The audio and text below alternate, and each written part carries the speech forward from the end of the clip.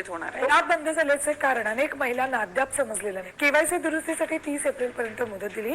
अनेक महिलांचा नोव्हेंबर, डिसेंबर, जानेवारी नंतर लाभ बंद झालाय, परंतु त्याचं कारण त्यांना समजलेलं नाही।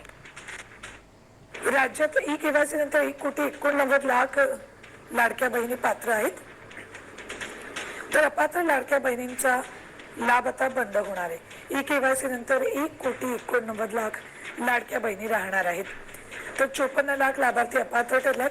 मार्च अखेर हा आकडा 68 लाख होता। एका महिन्यात 14 लाख लाभार्थींनी ई केवायसी पूर्ण करताना सरकारी कर्मचारी नाही असं स्पष्ट केलंय।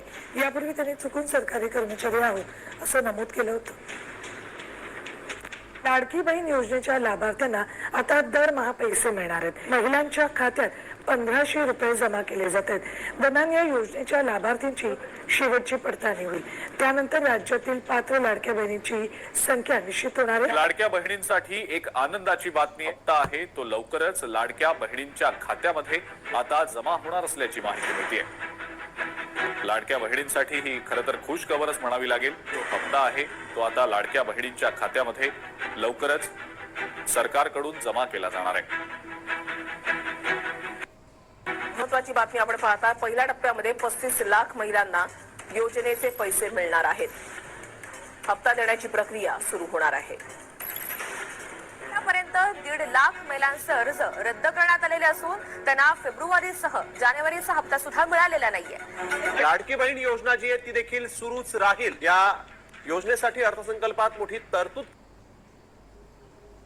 झालेली नाही।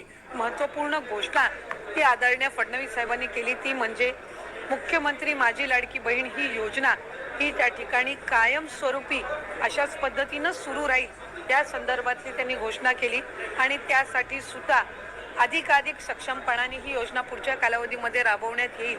या दृष्टिकोनातून त्यांच्या मार्गदर्शनाखाली दोन्ही उपमुख्यमंत्री आदरणीय शिंदे साहेब, आदरणीय सुनेत्रा काकी यांच्या मार्गदर्शनाखाली आम्ही पुढच्या कालावधीमध्ये राबवू। 2100च्या बाबतचा जो योग्य वेळी निर्णय आहे तो हे महायुतीचं सरकार घेईल, पण मला आपल्या माध्यमातून सुद्धा सांगायचं आहे की 1500चा लाभ हा लाडक्या बहिणींसाठी अशाच पद्धतीनं सुरू ठेवण्याच्या दृष्टिकोनातून विभाग म्हणून आम्ही त्या ठिकाणी काम करत आहोत। ही योजना अशाच पद्धतीनं आम्ही सुरू ठेवणार।